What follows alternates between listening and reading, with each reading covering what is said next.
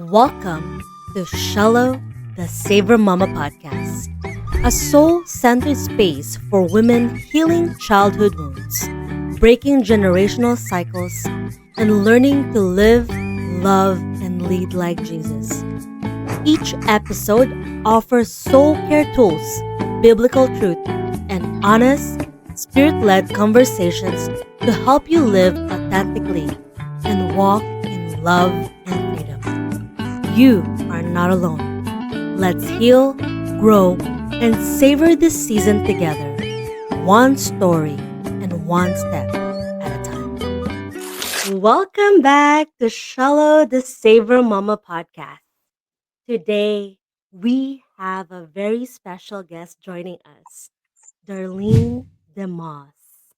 She's the founder of Grief Reimagined, a certified advanced grief recovery specialist, speaker, and a trainer. Coach Darlene walks alongside people in the raw, unfiltered moments of loss, helping them move from heartbreak to healing and wholeness. Her mission is to ignite hope, equip hearts, and guide others in transforming pain into power. She is known as the Hope Coach, and her battle cry is Hope Begins Here. Get ready because today's conversation is one of those heart to heart talks that might just shift the way you see grief and the power that can rise from it. Welcome, Coach Darlene. Thank you for Hi, being Tia. here. Thank you for inviting me. This is wonderful. I always look forward to opportunities where I can help people truly understand that grief is not something that they have to do. They don't have to grieve forever, that there are solutions and there is help out there. So thank you so much for inviting me and allowing me to tell my story. Of course. Oh my gosh, like you don't know how much you're blessing me right now because I'm one of those women who really been like unpacking what is grief. And Right. so let's start from the beginning. Okay. What is the story behind Grief Reimagined? Was there a moment you felt God invited you into this work? But Grief Reimagined started as HBH Recovery, which was Hope Begins Here Recovery. Mhm. And I was totally focused on getting through grief, processing grief. It was born out of a season of great loss for me. And God just met me in that season. I'm a lot older and I walked through many heartbreaks in my life that I never thought I'd survive, even to the point where one time in my life I was considering suicide because I was that broken. And I realized as I got into the grief recovery coaching that I had been grieving different things, even from childhood, that I had never completed, never resolved. But the great thing was, in the middle of that pain, I heard God whispering to me that this is not the end of your story. That there's healing from grief, and I'm going to use you to help others find it too. And He knew if He told me I was going to help other people, that was going to get me because I've always wanted to help people feel better and be happy, even as a Mm, young child. So it didn't happen overnight, but it was like God was giving me gentle nudges in the right direction and conversations with Him and other people and prayers and different opportunities to learn more about it. And I realized this was truly my assignment, that I was here to help people, coach people through grief. But as I've walked this path, I've been doing this for 5 years, God shifted the vision. And mm, He says, we're going to rebrand. He said in 2025, we're going to rebrand. And I was like, okay. And He gave me the name Grief Reimagined.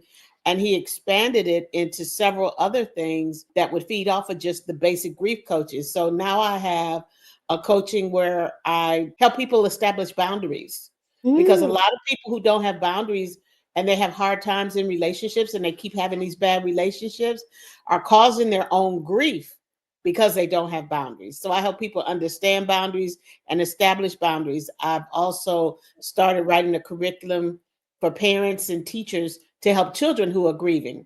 Because my heart is, if we catch the children early and teach them how to process this grief, they won't struggle like we've done. because nobody taught us, right? And then I'm also reaching out for grievers in the justice system, victims of domestic violence. Okay. I'm also looking at foster children that are about to age out of the system. So, but Mm-hmm. they need to grieve and go through the process of grieving not having a family and rebuilding the family within the confines of the people that God puts in their life. And then also, even in the prison system, I have a girlfriend that, branching out into all those areas. And I'm saying, God, how am I going to do all of this? But I'm trusting Him because I know it's needed. I know it's needed. So it's the space where, my personal journey and my calling collided.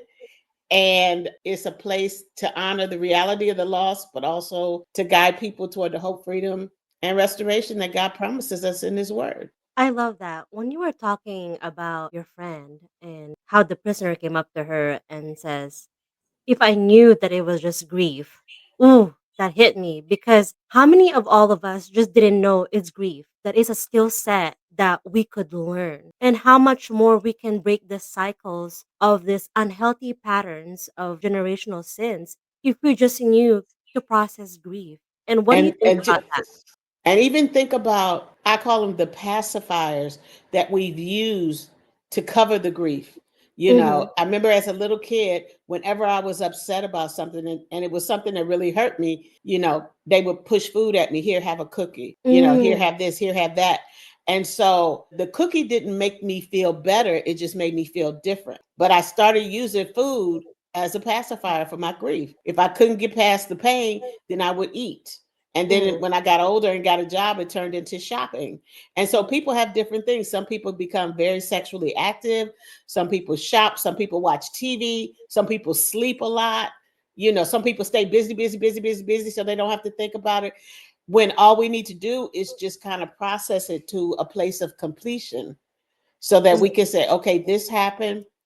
This is the fullness. I'm looking at the fullness of it because the first thing you have to understand is you grieve hard because you loved hard, Ooh. whether it's a person or a thing.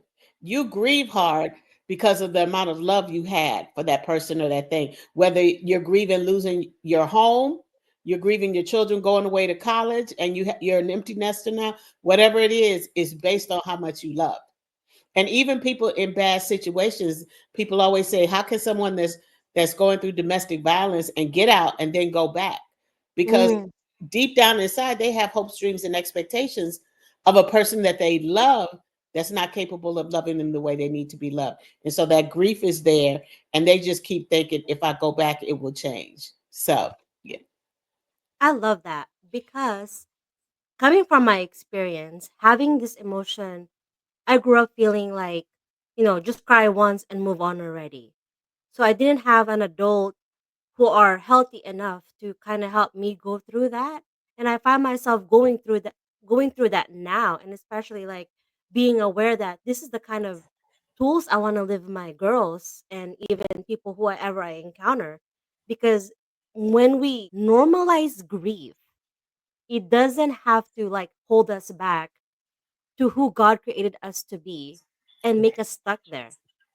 So, with this, how would you define grief, mourning, and lament, especially for someone who has never had a language? Define grief, and you said it a little bit there, as a normal and natural response to a loss of any kind. So it's not Mm, confined to just death, and it's not confined to just divorce. It's relationships that break up. It's losing a home. It's losing a job, because a lot of people, their job is their identity. So they don't know who they are when they lose that job, right? And so it can be a loss of any kind. And it can also be the conflicting feelings that we get when a situation or something familiar in our life ends. When my sister, who I was her caretaker, when she passed away, I had these conflicting feelings of grief because one part of me says, I'm so glad she's not suffering anymore. But the other part says, I really wish she was still here. mm, So both of those things can cause grief. And so mourning to me is how we express our grief. Okay. mm, It's the outward expression, the way we give voice or action or ritual to what we feel inside. So that can be the pacifiers, right? It can be anger. It can be just isolation. All of a sudden, you are a very outgoing person, but now you isolate because you feel, number one, you don't want anybody else to feel bad around you because you're still struggling. And number two, you feel like they don't care anymore because all you're hearing is, you haven't gotten over that yet. You need to move on. Right. Mhm. And so all these things cause you to isolate, which is the worst thing you can do when you're going through grief. Right. So I would call mourning the actions that we take, how we handle grief based on what we either saw or what we learned on our own. And then lament, that's deeper. For me, Mhm. lament is when I bring my pain directly to God. You know, it's unfiltered, it's raw. I tell him, I don't like that you allowed this to happen. I don't want to talk to you right now. I don't know if I'll ever get over this. Our relationship, God, if you're a good God, why did you allow this? All those why questions, right? So for someone who doesn't have the language, I would say grief is normal and it's natural. However, your grief is, it's normal and it's natural. However you react, it's normal, it's natural. A lot of times with grief, we have brain fog. We wonder why we can't concentrate like we used to. But grief affects your whole body, your physical, your mental, your emotional, your spiritual. So your whole body is trying to find another normal to work Yeah. through, right? So the grief is normal and natural. The mourning is how we express it. And then the lament is when we take it to God to help us Mm. with it. So good. I feel like you're setting me free right now. You're setting a lot of women free right now. Oh my gosh. Like, this is so good.